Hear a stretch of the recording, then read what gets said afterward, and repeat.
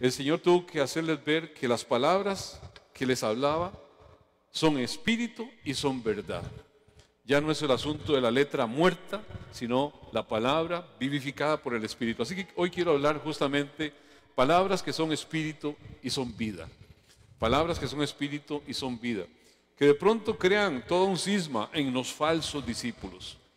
Aquellos acostumbrados a su propia forma, porque así lo hemos hecho, porque así creo yo, y nadie me va a decir lo contrario, aunque tuviese aquel que dijo el Señor, a él escúchenlo. Profeta igual que yo les levantará el Señor, dijo Moisés, sobre el cual se vertió la ley. Pero ahora viene uno que dice el Señor, profeta similar a mí vendrá, a él tenéis que escuchar y sus palabras tenéis que atender. Ese era el personaje que ellos tenían ahí enfrente. Las palabras dichas por el Señor inicialmente no fueron recibidas por ese grupo, no fueron recibidas correctamente, porque al final de cuentas les produjo rechazo inmediatamente, no podían conectar. Ahí vimos cómo el Señor había dicho, todo el que cree tiene vida eterna. Lo dijo en el versículo 47 de esta porción que estamos leyendo de Juan 6. Todo el que cree tiene vida eterna. Ahora viene y de pronto les dice, todo el que coma mi carne y beba mi sangre tendrá vida eterna. Y si las dos cosas producen lo mismo, ¿qué quiere decir? Que esas dos cosas son lo mismo. Entonces creer y comer la carne y beber la sangre es lo mismo, porque producen vida eterna. El resultado de eso, creer que es igual a comer su carne y beber su sangre, produce vida eterna. Pero ellos estaban al final de cuentas con una mente religiosa inclinada solamente al obrar humano, al actuar humano, y tuvieron un choque y no podían ver la gracia divina que estaba ahí contenida, por solamente depositar la fe en ese que debían creer, en ese en el cual debían seguir, que había sido anunciado proféticamente, y no algo que ellos debían de ejecutar como una acción de comer y beber literalmente lo que Él les estaba diciendo.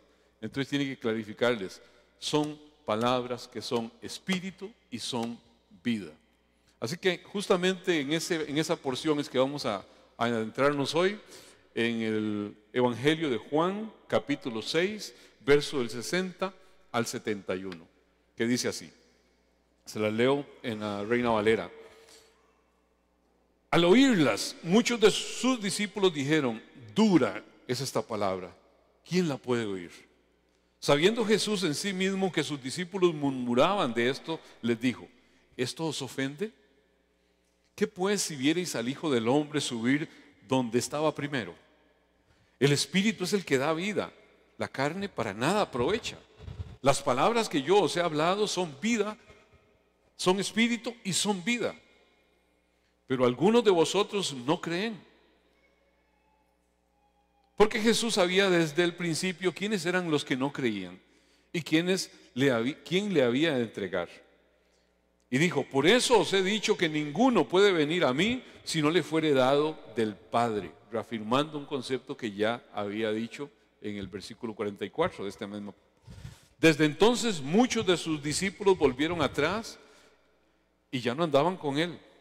Dijo entonces Jesús a los 12, ¿queréis acaso iros también vosotros? Le respondió Simón Pedro, Señor, ¿a quién iremos?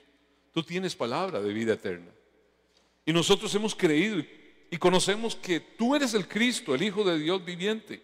Jesús les respondió, ¿no os he escogido yo a vosotros los 12 y uno de vosotros es diablo? Hablaba de Judas Iscariote, hijo de Simón, porque este era el que le iba a entregar y era uno de los 12. Padre, ayúdanos a entender tu palabra. Da luz a tu palabra, Señor. Permítenos, Señor, poder tener, Señor, lengua de sabio para hablar sabiamente tu palabra y no desviar de ninguna forma, Señor, lo que tú quieres que se transmita. Danos oídos de sabio para escuchar sabiamente, pero sobre todo, Señor, corazones mansos que tiemblen ante tu palabra, que se estremezcan ante tu palabra y que se inclinen a lo que tú dices, Padre. En el nombre de Cristo Jesús te lo pedimos.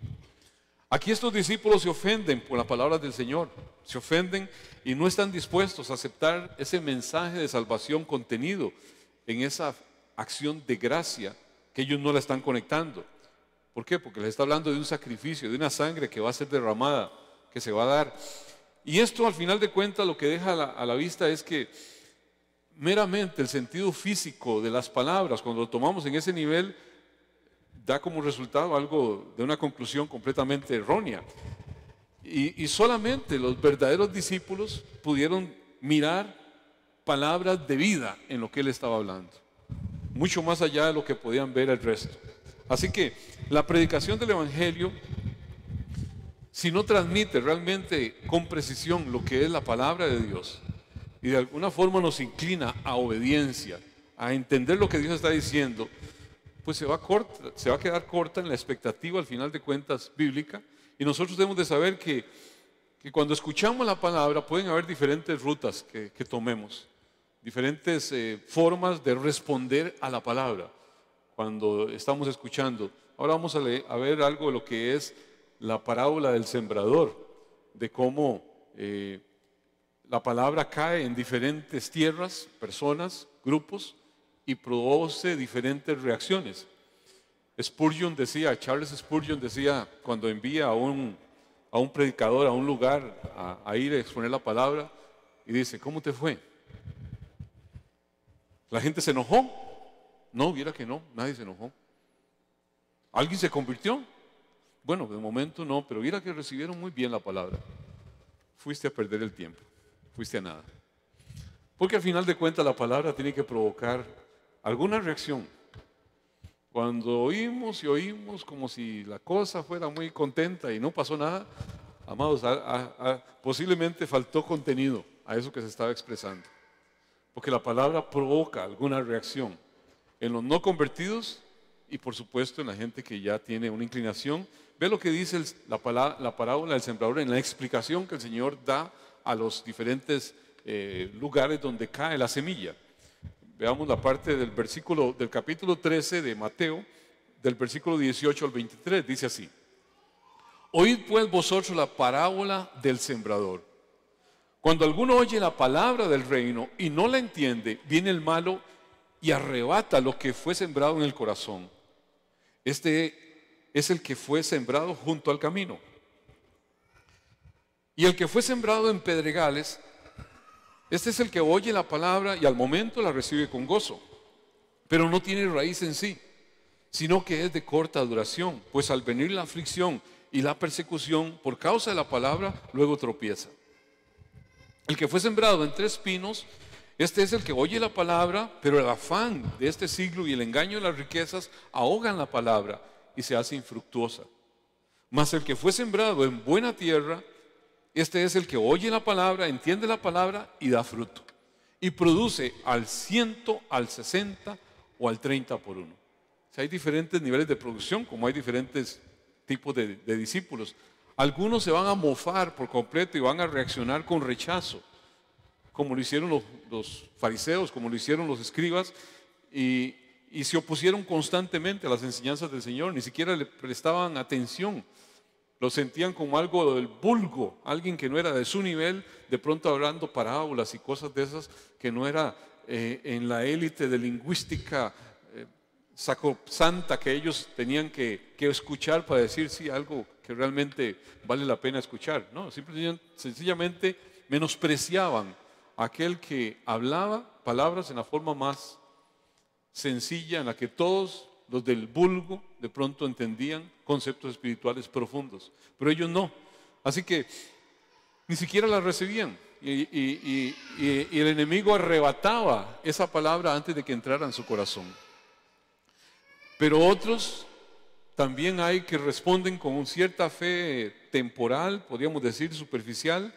Son falsos discípulos, pero que al final de cuentas, ¿qué andan buscando? Curiosidades. Andan buscando algo donde se pueden sentir superficialmente ahí atraídos a Cristo, pero cuando el Señor viene y les pide algo donde hay un costo a pagar en su carne, o tienen que desplazarse, incomodarse un poco, desaparecen. De pronto se niegan a abandonar al mundo, se niegan a abandonar sus placeres, se niegan a su propia egolatría que no está siendo complacida, y al final de cuentas se niegan a sí mismos la posibilidad de tomar esa palabra. Y esto viene a constituir el segundo grupo, que los agrupan tanto los que cayeron en pedregales, como entre espinos, como los que cayeron en lugar con poca profundidad. Reciben inicialmente, aparentemente con cierto jolgorio, pero termina secándose por falta de nutrición, no profundiza, se queda en lo superficial. Sentí, pero no profundicé. Se queda en lo superficial al final de cuentas, el entorno lo asfixia. ¿Por qué? Porque tiene mucho apego al entorno, tiene mucho afecto a sus deseos de su carne. Y esto es la mayoría, estos son las multitudes que de pronto son movidas en una forma en la cual, ¿para dónde va Vicente? ¿Para dónde va la gente? Y se mueven en grupo, y es lo que el Señor está aquí de alguna forma censurando. La palabra nos hace ver cómo el Señor se apercibía de esa clase de persona. En Juan capítulo 2, verso 23 dice así: estando en Jerusalén en la fiesta de la Pascua, muchos creyeron en su nombre, viendo las señales que hacía. Pero Jesús mismo no se fiaba de ellos, porque conocía a todos. Y no tenía necesidad de que nadie le diese testimonio del hombre, pues él sabía lo que había en el corazón del hombre. O sea, solo Dios puede profundizar ese nivel y saber qué es lo que hay ahí realmente en el corazón de cada uno de nosotros. Solamente Él sabe si alguien creyó, pudo haber hecho la oración. Como yo lo he dicho, pueden haber conversiones del hora. Alguien repitió, pero sin mayor inclinación o disposición de su corazón. La fe salvadora, verdadera, requiere un compromiso sincero, donde la persona se convierte, se dispone totalmente a una vida de discípulo, aquel que quiere seguir. La salvación es gratuita, amados, pero el discipulado y la santificación nos ha de costar todo. Nos ha de hacer rendir todo lo que la carne anhela, para poder nosotros realmente ser ese pueblo que se desviste de su antigua condición y se viste del hombre nuevo. Tiene que haber una determinación a renunciar a lo antiguo y volverse realmente a lo que tiene valor. Y finalmente ahí están los que responden con esa fe verdadera. Vienen a ser esa manada pequeña que el Padre escogió para entregarles el reino. La palabra en Lucas 12:32 dice: no temáis, manada pequeña, porque a vuestro Padre le ha placido daros el reino. O sea, ahí ya se ve cómo Cristo da ese hincapié en el cuidado que Dios Padre tiene de cuáles, de aquellos que Él acerca a su Hijo, de aquellos que Él trae, ese rebaño que es cuidado, que es asegurado en todo momento por el Padre. Son aquellos que creen para salvación que Jesús es el Mesías, que Jesús es el Hijo de Dios. ¿Por qué? Por la gracia del Señor. Y dan fruto al 60, bueno, al 30, al 60 o al 100 por uno. ¿Y qué es gente? Es gente que creyó, pero que tiene diferentes capacidades. Y eso no puede desmerecer. El que alguien da fruto al 30 tiene capacidad para eso, pero creyó. Y otro al 60, cada uno tendrá que ver, según los talentos que haya recibido, cómo da fruto, cómo sustenta su actuar delante de Dios con base en esas condiciones que Dios le ha dado. Claramente, el que rompe la estanqueidad de todo incrédulo, que es en el que estamos todos, es el Padre que atrae esas personas a su Hijo. Y ya lo habíamos dicho, aquí en esta palabra lo vuelve a reiterar esa expresión, pero quiero recordárselas. Versículos anteriores al que leímos antes, de que es el Padre el que atrae. En el versículo 44 de esta misma palabra de Juan 6 dice: ninguno puede venir a mí si el Padre que me envió no le trajere, y yo le resucitaré en el día postrero. Claramente, el que usted esté en Cristo es una prerrogativa del Dios de los cielos, del Padre que le trajo a Cristo. No es un asunto de que usted le tocó la puerta, no, alguien tocó su corazón y alguien lo atrajo al Señor. Así que la iniciativa la toma el Señor. La salvación desde tapa a tapa es una gesta de Dios, si no el hombre no sale de su atolladero, no sale de su estanqueidad, de su condición donde se encuentra ahí patinando en medio de su pecado, porque ama esa condición. Así que vemos cómo el Señor aquí está hablando a aquellos que le rechazan, que no quedaron conectados con Él, a pesar de que la palabra los describe ahí como discípulos, pero unos falsos discípulos, otros con una fe genuina y otros con intereses diferentes. Otros con algún tipo de inclinación que lo vamos a ir viendo conforme analicemos cada uno de los versículos. Vamos a ver el versículo primero de esta palabra de Juan 6, perdón, de esta porción que es el versículo 60. Juan 6, 60. Y dice así: muchos de sus discípulos decían, esto es muy difícil de entender. ¿Cómo puede alguien aceptarlo? O sea, hay una reacción donde la forma de salvación que el Señor está presentando para que puedan tener vida, está muy grueso esto. Comerse su carne, beber su sangre. De pronto hay algo que no entendían de esa gracia, no entendían de lo que estaba hablando allí, de ese sacrificio verdadero, de ese verdadero cordero que tenía que ser comido integralmente. Toda una analogía a la Pascua, al cordero de la Pascua que debía ser consumido en su totalidad. Era un mensaje que ellos no aceptaban, que no podían engranar. Y debemos entender que cuando la palabra está hablando aquí de discípulos es alguien que está pues adherido como estudiante, como aprendiz de un maestro. No está diciendo nada, no implica que sea un discípulo sincero o que sea un discípulo con una decisión firme. Muchos de los que seguían al Señor en esa multitud que la palabra hace ver, estaban fascinados al final de cuentas con todo lo que eran los milagros, con todo lo que eran las curaciones, con todo lo que era de pronto alimento gratis, alimentó a 5,000, toda una serie de acontecimientos, de eventos que, mire, usted lo pone en el redondel de las fiestas cívicas hoy y toda la multitud hace rueda en torno a eso. Era un show, por decirlo así, y muchos están acostumbrados a seguir el show. Amados, esto no está muy ajeno a lo que de pronto ciertos evangelios provocan y movilizan grupos, y pensamos que todo eso se moviliza porque hay gente que sigue a Cristo. No, hay que tener mucho cuidado. El Señor sabe lo que hay en el corazón del hombre y sabe que no todos van en función a realmente el entendimiento de quién es Él. Buscan muchas emociones, no necesariamente si es la verdad realmente. Abunda en el tiempo presente gente que anda, amados, yendo en iglesias, visitando iglesias, pero andan en nada, porque andan detrás de otras cosas. Yo he tenido gente que lo he tenido mucho tiempo acá, pero andan detrás de una muchacha que les gustó. Y en algunos casos, tuve un caso de una pareja que aconsejé hace mucho tiempo, lo cuento ahora con libertad, porque ninguno de los dos está aquí, que al final de cuentas le digo yo, mira, si ella no viene un día a la iglesia, ¿vos vendrías? Y para ser sincero, yo creo que no. Y fuimos hablando de eso y al final el muchacho no era convertido, ni tampoco tenía como el deseo de convertirse. Gracias a Dios al final rompieron su relación y cada uno hizo vida por aparte. Bueno, Dios salvó a esa muchacha.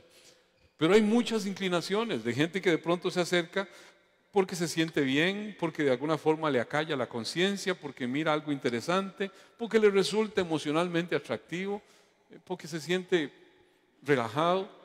Pero no anda un cuestionamiento firme de realmente estoy siguiendo la verdad, anhelo la verdad.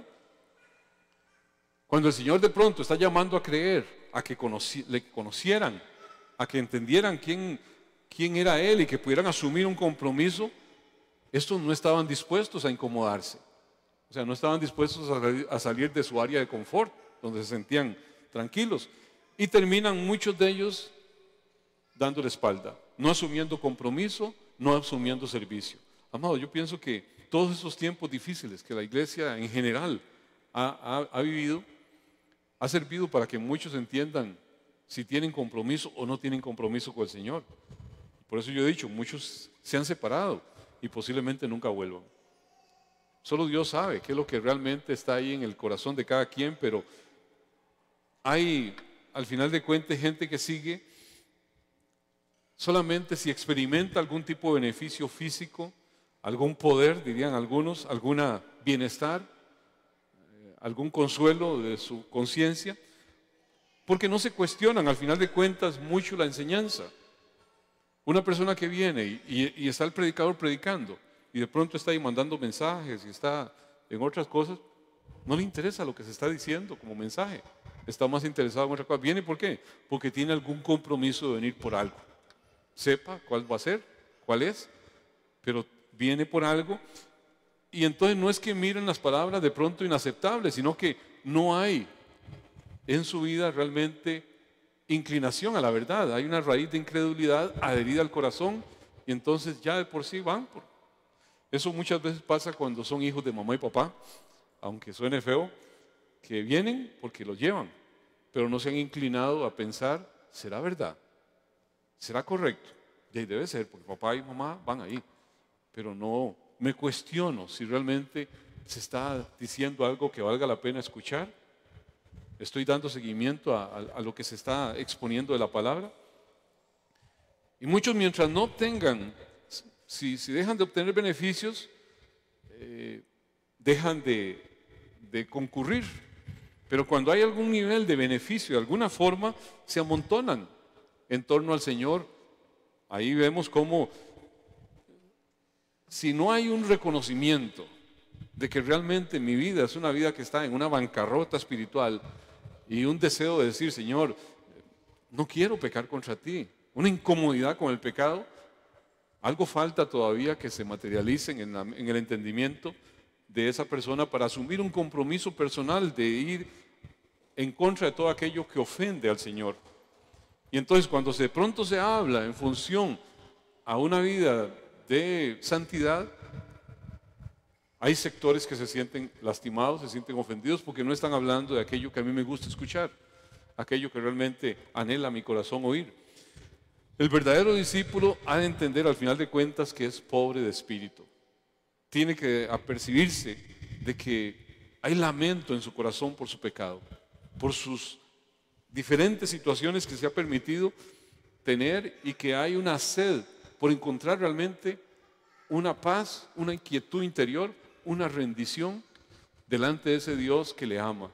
Y amados, cuando usted encuentra esa plenitud es lo más hermoso, cuando usted puede despertarse cada mañana y decir, Señor, gracias Señor porque estoy en cuentas contigo, siento que estamos en paz Señor, no porque yo sea muy bueno, sino porque en tu gracia me has perdonado. Y usted puede entender el amor, la misericordia, la gracia del Señor y sentir que no está jugando al gato y al ratón con el Dios que todo lo ve. Entrar en esa armonía, en esa paz es maravilloso.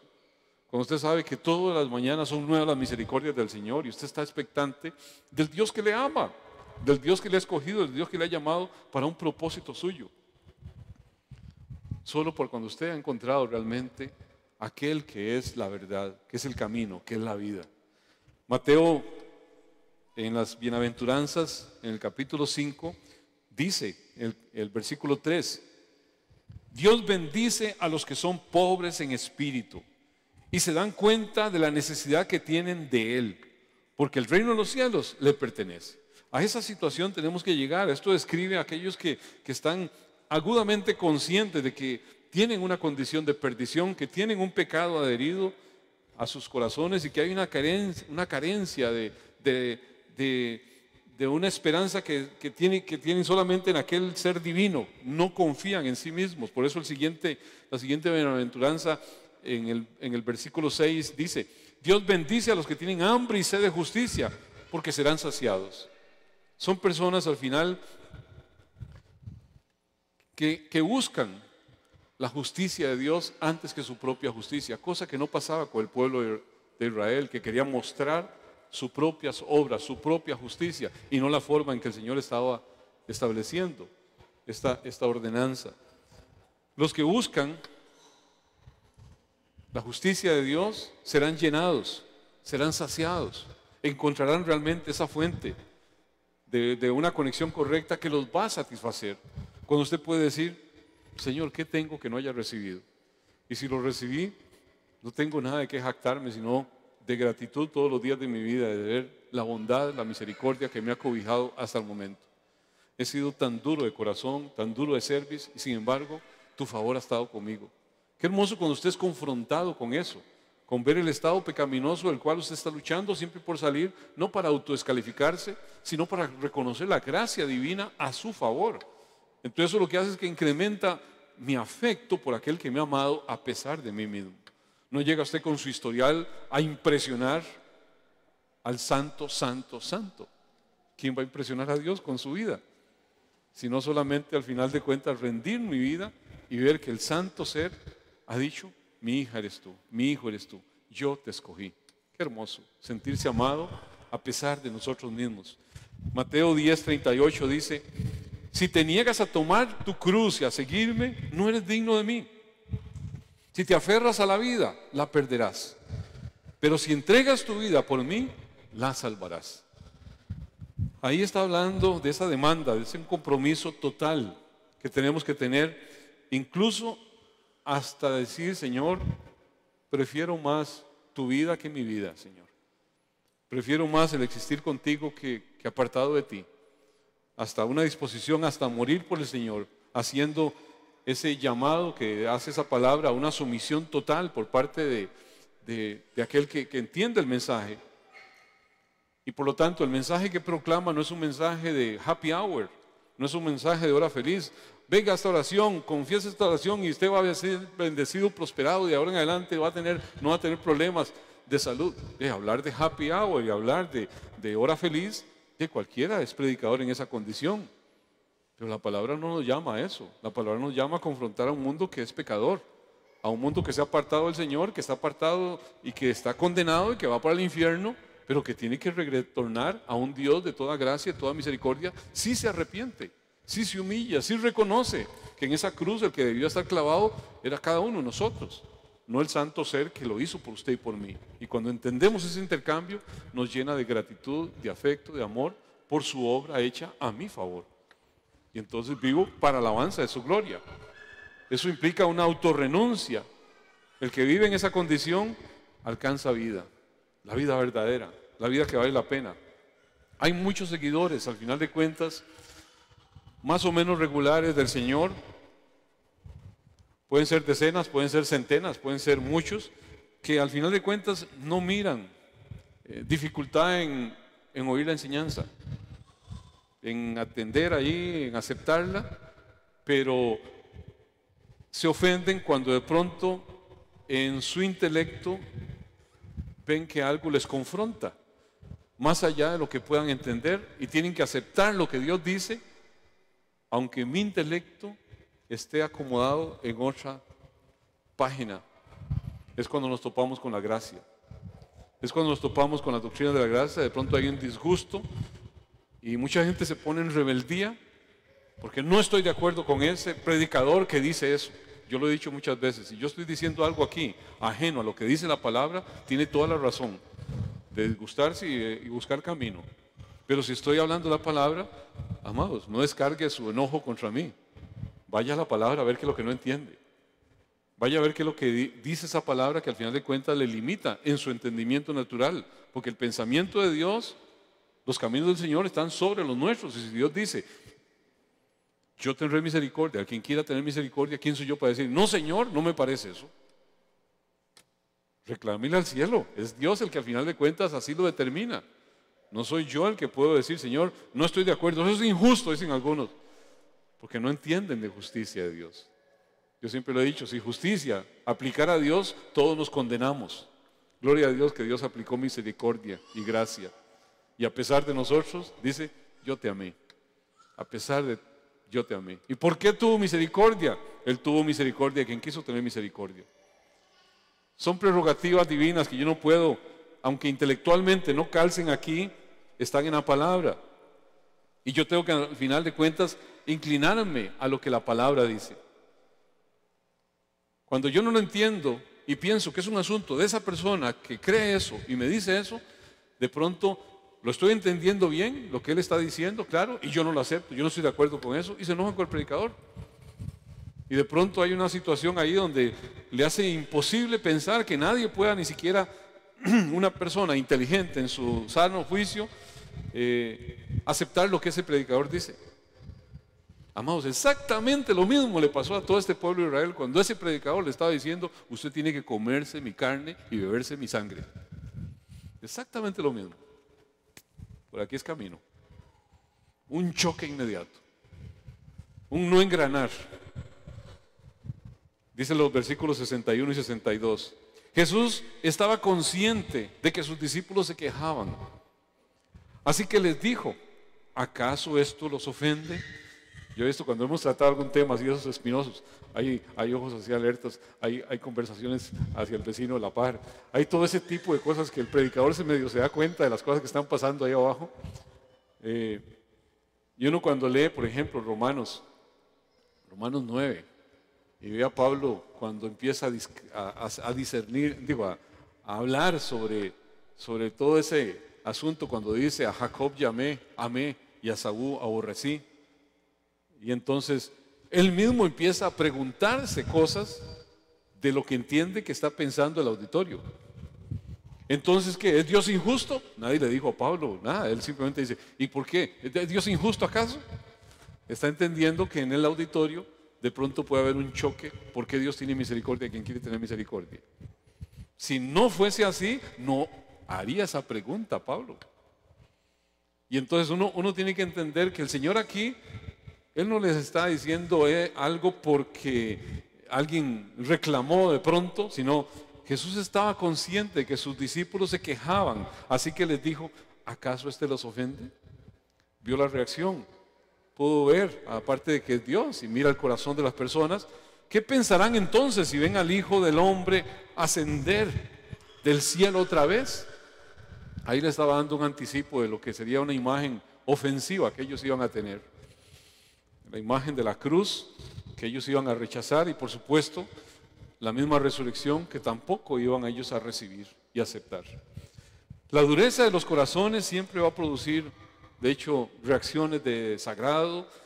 Hace ver que al final de cuentas que ese verdadero pan del cielo no era el maná del cual ellos tenían casi que hasta un sentido de orgullo nacionalista. El Dios de los cielos nos alimentó en el desierto, a nuestros padres les suplió maná en el desierto.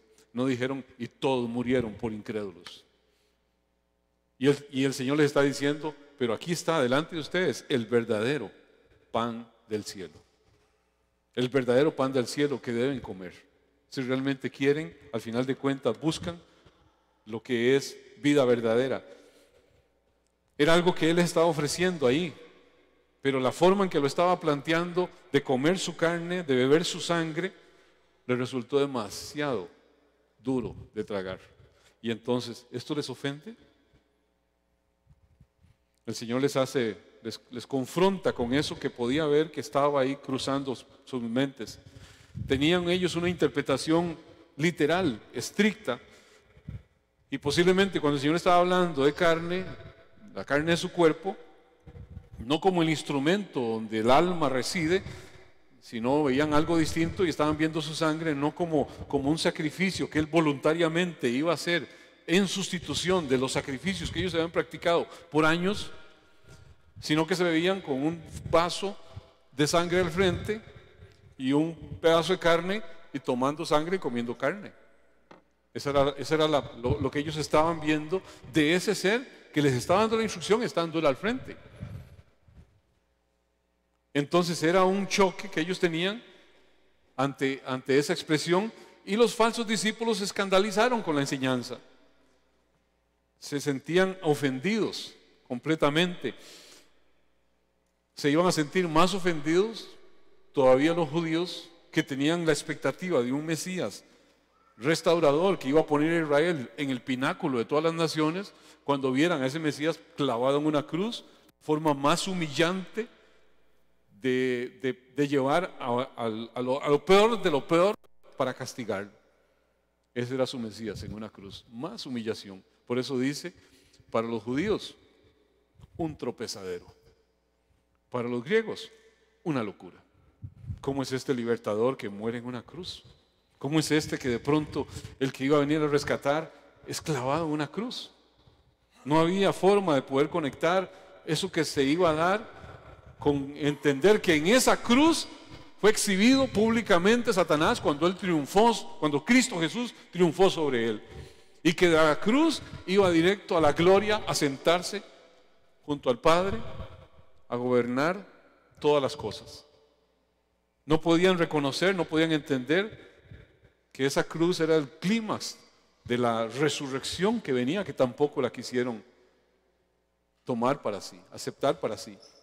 Muchos de sus discípulos murmuraban de esas duras palabras y se sentían ofendidos. Y no querían entender que lo que Él les estaba diciendo les estaba dibujando justamente a ese cordero pascual que ellos comían cada Pascua. Lo sacrificaban y lo comían y tenían que comérselo completo. Y ahora el Señor le dice, si no se comen mi carne, no tienen vida en ustedes.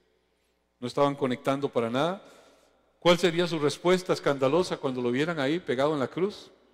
Si eres tú el Hijo de Dios, desciende de esa cruz para creer en ti. Esa fue su reacción cuando Cristo Jesús estaba ahí pegado. Pero Él se quedó en esa cruz por amor a cada uno de nosotros, por amor a todos aquellos por los cuales tenía que dar su vida. Si Él no hubiese entregado su vida, nosotros estaríamos ausentes de toda posibilidad de restauración. Y si Él no hubiese resucitado, nuestra fe sería una vanidad. No tendríamos esperanza. Por eso dice 1 Corintios 1:23, pero nosotros predicamos a Cristo crucificado, para los judíos ciertamente un tropezadero y para los gentiles una locura, decía el apóstol Pablo. O sea, Cristo crucificado era el mensaje del apóstol Pablo. La única verdad, la única sabiduría verdadera está expresada en ese acto. Ese es el único mensaje, hacía ver el apóstol Pablo, que estaba él dispuesto a predicar. ¿Tendría Pablo argumentos para hablar escatológicamente, hablar, qué sé yo, en alguna forma apologética de defensa de la fe, basado en todo su historial, en todo su conocimiento? Por supuesto, Pablo era un erudito, fue formado a los pies de Gamaliel, pero dice, no predicaré de otra cosa, sino de Cristo y Cristo crucificado. Para el que realmente es del Señor, va a entender que en esa cruz, el que murió era inocente, era el Hijo de Dios que vino a rescatar a una humanidad perdida, que no tenía ninguna posibilidad a no ser por la gracia del Señor, a no ser por el favor de Dios. No son las filosofías humanas, sino solamente la fe en Jesucristo. Ellos tenían enfrente, ni más ni menos que aquella gloria que Israel tuvo enfrente durante toda su travesía en el desierto. Ellos pudieron verla palpablemente, la Shekinah de Dios. Ellos podían ver la gloria del Señor, pero estuvo 40 años con ellos, viajando, y ninguno de ellos, al final de cuentas, pasó porque no creyó. Cualquiera ahora ahí dice, ¿cómo crees que ver la gloria de Dios, ver la llama de fuego durante la noche sobre el tabernáculo? Dios mío, y durante el día esa nube cubriendo a todo el campamento mientras se desplazaba para que no les pegara el sol. No, eso sería fabuloso, extraordinario. Si yo viera eso, ¿qué me va a hacer claudicar de la fe? Esos que vieron eso, 40 años, ni uno solo, solamente dos, Caleb y Josué, pasaron. El resto quedó en el desierto. ¿Por qué? Porque no les pareció. Porque no pudieron ver más allá de la propia percepción. El falso discípulo no distingue a Cristo al final de cuentas por el que es Él, sino al final, sino lo que me beneficia o no me beneficia. Lo sigue porque quiere algo de Él, el falso discípulo. Y en eso, amados, desgraciadamente muchos no tienen problema con ver al bebé en el pesebre y cantar villancicos y poner el árbol y toda esa cosa y tener un evangelio débil, inofensivo, de un Dios niño que no ofende a nadie, que le rezan al niñito Dios. Muchos no tienen problema en eso y se mueven bajo un evangelio que no les cambia nada. Otros de pronto ven a un reformador social, a alguien que tiene un mensaje de tolerancia, de amor y que todo lo soluciona socialmente, entonces se predica un evangelio social. Entonces hay mucha gente abocada a un evangelio social, de hacer y hacer y hacer. Otros de pronto están viendo, qué sé yo, aquel ser humano que es digno de imitar. ¿Por qué? Porque era una persona pues de muy correcto pensar, de muy correcta guianza, al final de cuentas que nos va a proporcionar salud, que nos va a proporcionar riqueza, que nos va a permitir que usted y yo vivamos aquí bendecidos, prosperados y en victoria, que es el evangelio de la prosperidad. No tienen problema. Y están ahí conectados a eso, multitudes en torno a cosas que nada hablan de Cristo. Hoy hay multitudes que se ponen un gorrito y piensan que están celebrando no sé a quién, a Cristo. Hay multitudes que lo hacen, pero eso no habla de verdaderos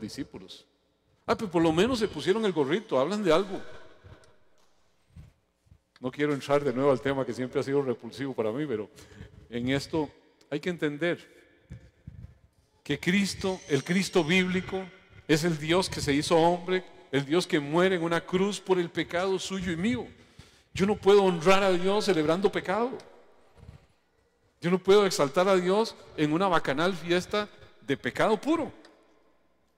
Es como una aberración, es como ofender a la preciosa sangre derramada en esa cruz. Pero para el mundo hoy ni le va ni le viene. No hay mayor prerrogativa que simplemente sintámonos bien. Dios quiere que yo me sienta bien. Dios quiere que yo no sufra. Ese es el pensamiento de un evangelio de prosperidad, que no es realmente aquel que advierte que hay un castigo eterno, que solamente por creer en Jesucristo hay salvación y el que no cree tiene condenación. El que no ha creído ya ha sido condenado, dice la palabra. Solo lo que admite el verdadero evangelio que has interiorizado el corazón es obediencia continua a la palabra. Esa va a ser la marca de un verdadero discípulo. Obediencia a la palabra, inclinación a la palabra, no un oidor de la palabra, no alguien que receta la palabra y se la sabe así, sino que la palabra de Dios le compunge el corazón cada vez que ve un detalle que su vida no está enmarcado por ese detalle bíblico. Y entonces hace los ajustes que debe hacer. ¿Para qué? Para vivir conforme a lo que la palabra dice. Pero venir, asistir, las multitudes lo hacen, sin ni siquiera oír qué se está diciendo. Sin ni siquiera cuestionarse, ¿mi vida es una vida realmente inclinada a Dios? ¿O vivo? ¿Cumplo con ir? ¿Voy a la iglesia? Y que ya cumplí.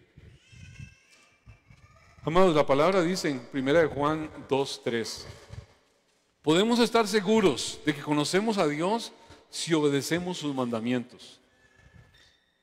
No, es que ya no, olvídese, ya los mandamientos no, ahora somos salvos porque Cristo Jesús dio su vida en una cruz. No, yo no tengo por qué andar obedeciendo mandamientos. Amados, eso es un evangelio raro, eso no es lo que dice la palabra. Si usted cree en Cristo, usted no es salvo por obedecer los mandamientos, pero si usted está en Cristo, usted obedece los mandamientos y es un verdadero discípulo. Si no, no ha conocido a Cristo. ¿Estamos claros? Y entonces dice, podemos estar seguros de que conocemos a Dios y obedecemos sus mandamientos. Si alguien afirma, yo conozco a Dios, pero no obedece los mandamientos de Dios, es un mentiroso y no vive en la verdad. Pero los que obedecen la palabra de Dios demuestran verdaderamente cuánto lo aman. Así es como sabemos que vivimos en Él. O sea, no es un asunto de qué tan ortodoxo se sea con la doctrina, sino qué tan obediente, qué tan manso se sea ante la doctrina. ¿Qué tanto me inclina? La prueba doctrinal al final consiste en confesar con veracidad una correcta visión de Cristo, una correcta visión del pecado. Pero al final de cuentas, la prueba moral tiene que decir con obediencia, con amor, prácticos en su vida, yo amo a Cristo. Y prefiero a Cristo que vivir lo que el mundo aplaude. Entonces es un asunto al final de cuentas de que no se trata de saber teología, se trata de vivir una vida santa por la teología que se conoce. La teología es el entendimiento de quién es Dios, y entre más usted y yo conozcamos a ese Dios, vamos a entender que Él es santo, santo, santo, y que ese Dios ha dicho, sed santos, porque yo soy santo. Y es un asunto de que escapa a toda otra cosa que no sea simplemente una vida de rendición. El falso discípulo se molesta de pronto con la enseñanza de Jesús. Se molesta y abandona esa fe superficial que tenía. ¿Por qué? Porque no encaja con su deseo de vida. Y ahí empiezan ellos a murmurar. Y amados, esa fue la característica principal del pueblo de Israel a todo lo largo de la historia, murmurar de aquello que de pronto les demandaba el Señor. En todo momento podemos entender que hubieron tratos del Señor con los cuales no estuvieron de acuerdo, y la murmuración fue a lo largo de todos los caminos del pueblo del Señor cuando eran confrontados, y muchos no pudieron poseer la tierra, sino que terminaron ahí muertos en el desierto por su permanente, constante, continua murmuración, en desacuerdo con lo que el Señor había de formarles en su corazón. El Señor no podía entrar a la tierra prometida con un grupo de gente incrédula, con gente que no iba a doblegarse completamente a lo que su general en jefe les dijera. Y amados, muchas veces Dios nos tiene en un transitar por desiertos para que nuestro corazón y nuestro temple sean ajustados en credibilidad absoluta al Dios que nos ama. Y que podamos obedecer a la primera, que podamos llevarnos en el aire. Pero de pronto la religión nos mete en prácticas que nos hace sentirnos confiados, orgullosos de la práctica, pero no realmente con una vida que emule eso, una vida que se incline a eso. El pueblo de Israel murmuró, murmuró y murmuró. Dice Éxodo capítulo 16, verso 2. Y toda la congregación de los hijos de Israel murmuró contra Moisés y Aarón en el desierto. El Señor les llevaba la cuenta. Ellos se daban por muertos de pronto en el desierto cuando vieron ahí ante las primeras pruebas, ante las primeras situaciones que se daban, inmediatamente empezaban a criticar: mejor nos hubiéramos quedado en Egipto, allá por lo menos teníamos esto y aquello, en cambio aquí nos vamos a morir de hambre. Manifestando ¿qué? Una desconfianza, un desconocimiento del Dios que los guiaba con su gloria presente a lo largo de ese desierto. Y no podían ver la gloria de Dios. Y aquí estamos viendo a sus descendientes que no pueden ni siquiera conectar el llamado de las palabras del Señor, que ha dicho: profeta como yo les enviará el Dios. A él escúchenlo. Y que ese momento culminante de la promesa de Dios mesiánica se estaba dando allí, en ese momento. La palabra lo detalla en Deuteronomio 18:18, cuando dice: profeta levantaré de en medio de sus hermanos como tú, y pondré mis palabras en su boca, y él les hablará todo lo que yo les mandare. Mas a cualquiera que no oyere mis palabras que él hablare en mi nombre, yo le pediré cuentas. Ese pueblo no estaba ajeno a lo que ya tenían allí dibujado al frente. Y dice la palabra en Números 14:22, y con eso termino, por lo menos esta parte. Todos los que vieron mi gloria y mis señales que he hecho en Egipto y en el desierto, y me han tentado ya 10 veces. El Señor se apercibe completamente de las actuaciones de su pueblo y les llevaba la cuenta. Pudo haberlos acabado desde la primera, pero ahí les dice 10 veces: no han oído mi voz, no verán la tierra de la cual juré a sus padres. No, ninguno de los que me han irritado la verá. Esa fue una sentencia completa que el Señor dio sobre esa primera generación, y todos perecieron en el desierto. ¿Por qué? Porque al final de cuentas su incredulidad, la dureza de sus corazones siempre estuvo ahí, constante en todo momento. Desde que abandonaron Egipto, todos ellos, a excepción de Josué y Caleb, que tuvieron un espíritu diferente, todos ellos, a pesar de ver la gloria de Dios manifestada en la Shekinah, en la nube de gloria, en el día a día, durante 40 años, no pudieron, porque su mente era una mente de esclavo. Su mente era una mente completamente a lo natural. Y hoy usted y yo somos llamados a renovar nuestra mente.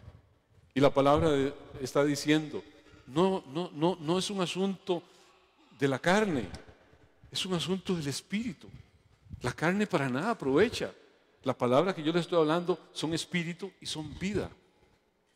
Y tenía que conectar ese pueblo con ese entendimiento. Aquí se está cumpliendo delante de sus narices lo que el cielo ha prometido, lo que el cielo ha hablado.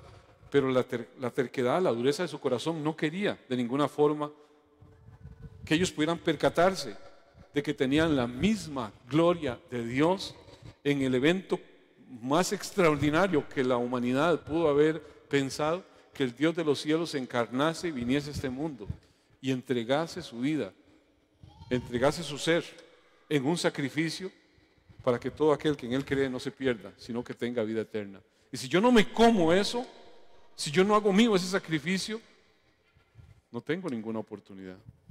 Ese era el mensaje que Él les estaba dando, pero ellos no podían conectarlo, porque lo estaban viendo literal, físicamente. Amados, que no nos pase lo mismo, que podamos nosotros, cada uno de nosotros, percatarnos del Dios de toda gracia, del Dios de toda gloria, que hoy está presente a través de su palabra y que nos está hablando al corazón y que nos dice: las palabras que yo le estoy hablando son más que simplemente palabras, son espíritu y son vida. Y si las podemos interiorizar y hacer nuestras, amado, esa palabra cambia todas las motivaciones, todas las inclinaciones de nuestra vida. ¿Verdad que ese Dios es digno de que le debemos toda gloria, todo honor, toda alabanza, toda adoración, todos y cada uno de los días de nuestra vida? Amados hermanos, amados siervos del Señor, que Dios les ha dado el tener habilidad sobre instrumentos, sobre sus voces. Subémonos juntos con ustedes a adorar al 3 veces santo, que podamos ver su gloria cada día de nuestra vida. Los tratos del Señor son del Señor. Lo que podamos usted y yo estar viviendo en esta tierra son transitorias, pasadas por un desierto, pero lo importante es que Dios nos ha llamado a poseer la tierra que nos prometió. Y eso trasciende todo esto que es físico. Eso trasciende todo lo que el mundo valora aquí. Y desde ya lo valoramos, lo que es eterno, lo que es permanente, lo que viene de Él. ¿Qué nos puede separar del amor de Dios? Hambre, desnudez, privaciones, enfermedades. ¿Qué nos puede separar del amor de un Dios que me ha dicho: mi hijo eres tú, mi hija eres tú, yo te escogí, yo te llamé?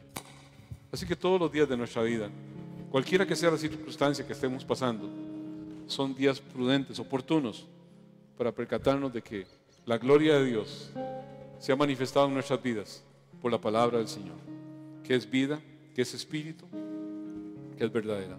Bendito Dios, te adoramos y te exaltamos.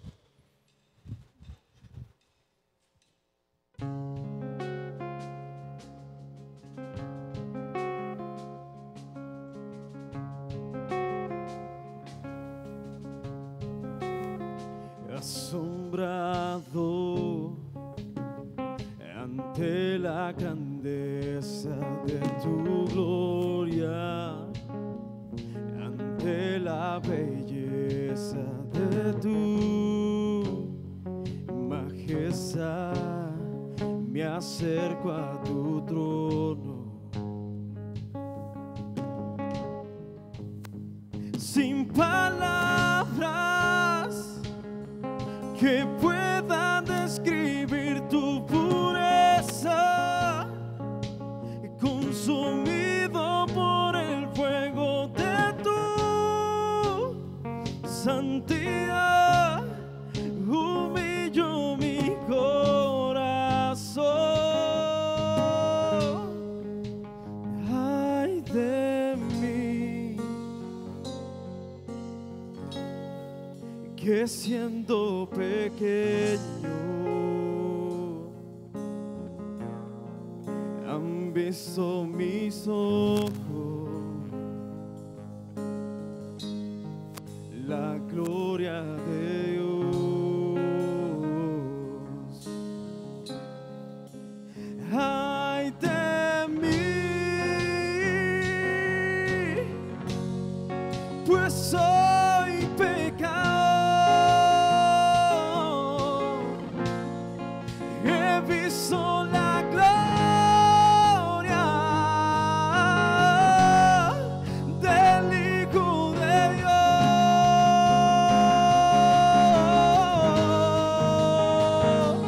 tan alto, tan santo, tan puro y sublime, Jesús resplandece.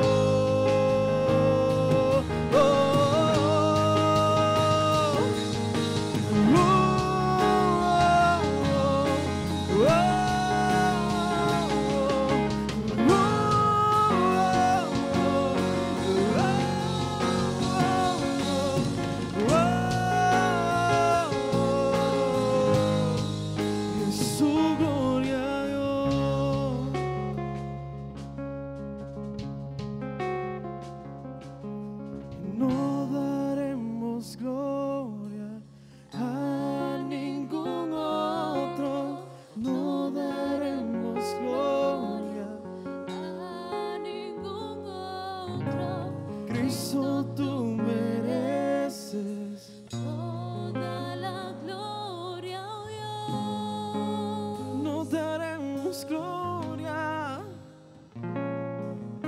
no daremos gloria, A ningún otro, no daremos gloria. a ningún otro. Cristo, tú mereces toda la gloria, Dios. No daremos gloria, no daremos gloria a ningún otro, no daremos gloria a ningún otro. Cristo, tú mereces toda la gloria, Dios. No daremos gloria,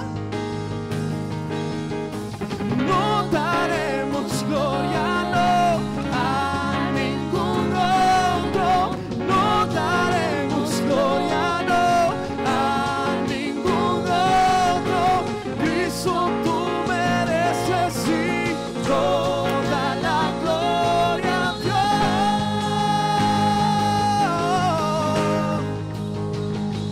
Tan alto, tan santo, tan puro y sublime, Jesús resplandece mucho más que el sol. Se sienta en el trono y él gobierna, no hay otro, gloria incomparable, es su gloria, Dios.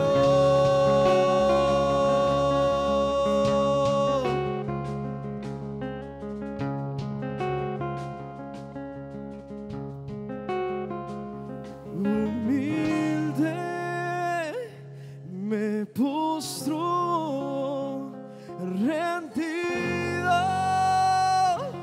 te adoro, mi vida es la ofrenda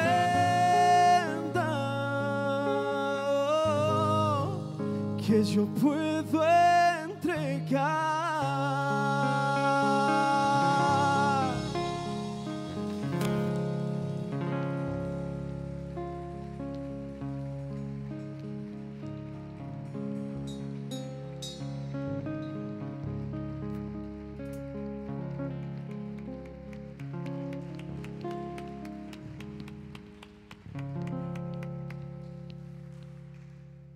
Señor, ningún otro tomará el gobierno de mi corazón. Hoy una vez más decimos, Señor, es tuyo, a ti te pertenece, tú lo has comprado a carísimo precio. Ante ti nos inclinamos, Señor, ante ti nos postramos, Señor. Yo le animo, amado hermano, hermana, tome un instante, medite en su corazón, ¿qué clase de discípulo es usted? ¿Quién tiene el mayor peso en su corazón para sus esfuerzos, decisiones, actuaciones? Si hay algo que está compitiendo con Cristo, debe ser erradicado, debe ser quitado de allí. Nada más se puede sentar en el trono de nuestra vida, de nuestro corazón, que el Rey de los Reyes, que el Señor de los Señores, que el que es 3 veces santo, Jesucristo, el Rey y Señor, es nuestro Dios. Te amamos, Señor, pero entendemos que te amamos porque tú nos amaste primero, Señor, y nos has mostrado tu gracia, tu verdad, a través de tus palabras que son, Señor, más que simples carnes, sino que son espíritu y son vida. Con justa razón dijiste, la carne para nada aprovecha. Las palabras que yo les he hablado son espíritu y son vida. Padre, sean selladas esas palabras en nuestra mente y en nuestro corazón. En el nombre de Cristo Jesús. Amén y amén. Bueno, amados, que Dios nos permita ser gente que le apasiona la palabra, no por, gracias amados, gracias, excelente interpretación, no por un reto intelectual, porque mucha gente, muchos teólogos, de pronto hay un debate, casi que es como un, qué sé yo, como un juego de tenis, la lanza para acá y la lanza para allá. No se trata de eso, no se trata de un reto intelectual, se trata al final de cuentas de una vida de sumisión, de obediencia, de rendición, que refleja que Él es nuestro Dios y somos su pueblo. Eso es lo que nos ocupa cada domingo que usted y yo nos reunimos acá, es qué tan claramente puedo ver ese espejo que es la palabra del Señor, y en ese espejo precioso cómo me dibuja a mí, cómo me miro en Él y qué ajustes tengo que hacer de pronto a una fea verruga que aparece ahí, a una fea espinilla que aparece ahí, a algo que de pronto nos llama a acicalar. ¿Manifiesta esto la imagen de Cristo? ¿O hay cosas bien feitas que están mostrándonos el espejo de su palabra que requiere ajustes? Cada uno de nosotros tiene que hacer su propia reflexión. Yo les animo a que la palabra siempre se convierta en ese acto de rumiarla, de llevarla a la casa, y ahí está en diferentes medios siempre puesta, que podemos rumiarla, oírla y ver qué parte de mi vida de pronto no se ha inclinado para que Él sea realmente el que se entrona en el trono de mi vida, en el trono de mi corazón. Dios bendiga a su iglesia, Dios bendiga su vida, y Dios nos permita ser cada día más ese pueblo, esa iglesia preciosa por la cual Él viene, por la cual Él le ha dado que se vista de lino fino resplandeciente. Amén. Bueno, amados, estamos también en este día, pues queremos llevarles a orar por diferentes peticiones. Vi a Dianita por allá. Dianita, qué gusto verte. Diana Barca, que hemos estado orando tanto por ella, y vamos a seguir orando hasta que Dios así lo determine en todo lo que Él va a hacer, y vamos a orar para que Dios se glorifique en su vida. También oramos por Mainitor y Jocelyn, tuvieron un contratiempo. La política aparentemente del protocolo que tiene Chile es que toda persona que ingrese, si no tiene vacuna, tiene que hacer cuarentena, cualquiera que sea su condición. Y en este caso, Mainitor y Jocelyn la tienen, las dos vacunas, pero los niños no. Y entonces por los niños tienen que hacer cuarentena.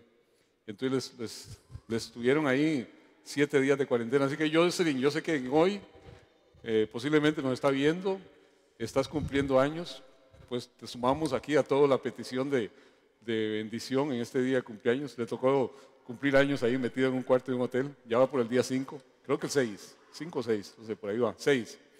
Y oramos para que pronto se les resuelva esto y puedan estar con su familia. Así que vamos a ponerlos a ellos en oración, y vamos a orar por Dianita, y vamos a orar por esa petición que usted pueda estar teniendo ahí de alguna persona. Siempre a Edith la hemos tenido ahí orando también, que ha sido un proceso muy duro el que está llevando adelante Alvarado, el papá de Fabio también.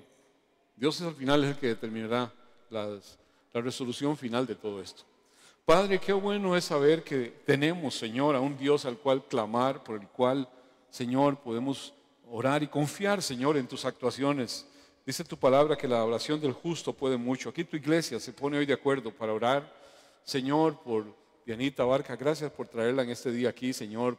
Oramos, Señor, por cada una de estas personas que hemos mencionado, para que tú te glorifiques en sus vidas, para que impactes, Señor, sus vidas, y que conduzcas a las personas que les atienden de una forma sabia, oportuna, y podamos, Señor, en todo momento tener esa confianza de que el gran tesoro maravilloso de tu amor va a estar siempre adherido a nuestro corazón, y tú eres el dueño de la vida, y tú eres el dueño de toda nuestra existencia. Así que, Señor, oramos para que lo que actúes en sus vidas sea lo que más honra y gloria dé a tu santo y bendito nombre. En el nombre de Cristo Jesús también traemos en esta hora, Señor, a todos los que cumplen años, un año más de vida, Señor, y muy especialmente a nuestra amada Jocelyn, Señor, allá en Santiago de Chile, donde está bajo esta situación, Señor, en la cual tu gracia y tu favor no ha dejado de estar presente a través de los ángeles que has mandado para cuidarles, para atenderles, para estar procurando su bienestar. Padre, bendice ampliamente sus vidas y que ellos puedan sentirse amados, Señor, abrazados por una iglesia que les ama, que les envía en bendición y que agradece tu bendición para con todo el tiempo que han de estar allá con su familia, que los llevaste con bien y que los traigas con bien, Señor. Oramos para que le des largura de días, Señor, a Jocelyn. Señor, que tu misericordia, tu favor sea permanentemente sobre ella y sobre todos los que en este día están, Señor, cumpliendo años. En el nombre de Cristo Jesús te lo pedimos y te damos honor, honra y gloria a ti, Señor. Padre, y oramos, vamos a hacer la oración final. Oramos, Señor, al buen Dios del cielo, que nos permite, Señor, saber que hay bendición en ti, Señor. Tú dijiste en tu palabra, Señor, a Moisés, así bendecirás a mis hijos, a mi pueblo. Declararás mi nombre sobre ellos y yo los bendeciré. Así que, Señor, atento a ese llamado tuyo, Señor. Hoy, Señor, vengo en tu nombre, Dios, orando por tu pueblo, por mis hermanos, por la iglesia, Dios, en las cuales nos has permitido ser parte. Y oramos conforme a tu palabra. Que el Señor Dios del cielo y de la tierra te bendiga y te guarde. Que ese buen Dios haga resplandecer su rostro sobre ti y tenga de ti misericordia. Que ese buen Dios alce sobre ti su rostro, llene tu vida, llene tu corazón de paz. En el nombre del Dios Padre, del Dios Hijo y del Dios Espíritu Santo. A Él sea siempre el honor, la honra y la gloria.